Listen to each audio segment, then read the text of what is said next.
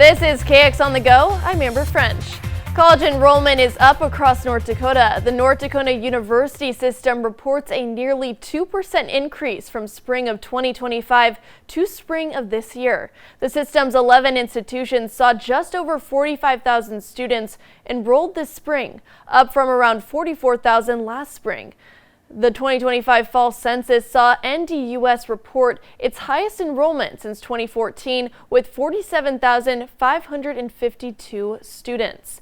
NDUS Commissioner Brent Sanford says in part, quote, "Our institution's continued enrollment success tells us that students, parents, and employers understand the transformative nature of higher education," end quote.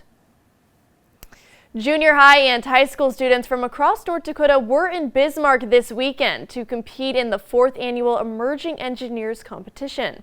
Students were tasked to get creative and use their problem-solving skills. The event kicked off with Engineering at UMary. Students participate in simulating real-world engineering scenarios, where teams analyze a problem, develop a solution, and execute it. They're understanding what engineering really is. They're not just learning from the theory, but they're also doing it in practice. So basically they are building something backed by the understanding of science and mathematics. I really like engineering and like doing it with people from school too, and I think it's great supporting the school. Yeah, I think it helps them be more involved in the classroom and just kind of maybe further pursue interests that they didn't know they had. The event was free and looks like several students got the chance to work on something fun.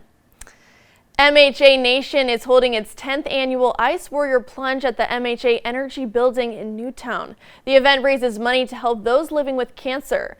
More than 100 people will take the plunge into Lake Sakakawea. According to the MHA Nation, in the past 9 years, the event has raised more than $500,000.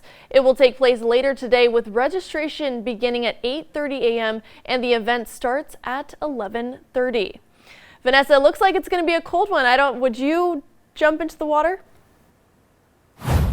Well, it is a bit chilly out there. Can't say I would enjoy getting into the cold water, but let's take a look at what we're dealing with in terms of today. We do have this warm front located off towards our west. At this point in time, it's a little bit stalled out because there are 2 domes of high pressure on either side of it. This one is going to continue to slide down towards the south and east as the day progresses here.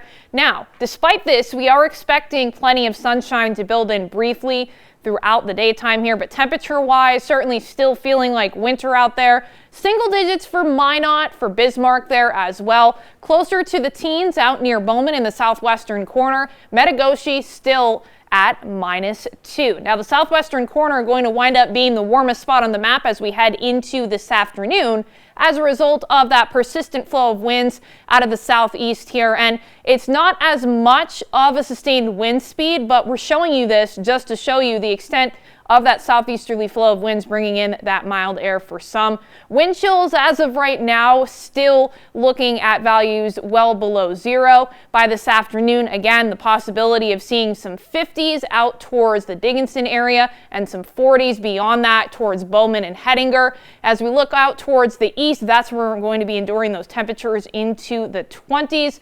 We're going to see some blustery conditions coming back into play as we get into early tomorrow morning, going toe-to-toe with this warm front coming into play here. Some localized gusts possible between 40 to 45 miles an hour. That's going to come to a close right in tow with when we were anticipating this system to wind down here. It's a quick moving system, but based on where temperatures will be in the upper levels of the atmosphere and down towards the surface, most of us going to see this beginning initially as rain for making that transition over to some freezing rain and snow showers briefly going prior to the morning commute. So keep this in mind, especially if your travel plans take you closer to the western portions of the state.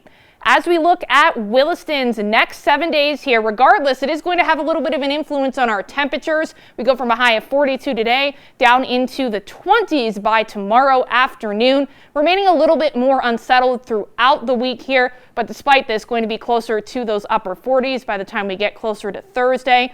Dickinson, your next 7 days also going to reflect a high of 50 degrees for today, but beyond that, getting down into the 30s as a result of those rain and snow showers coming into play for the morning hours. A bit warmer despite this going into Thursday and Friday before tumbling into the weekend.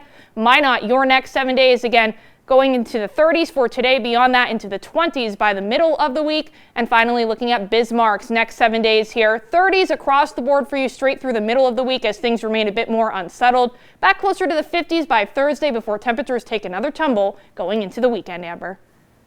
Thanks, Vanessa. For everyone here with KX on the Go, I'm Amber French. Thanks for watching.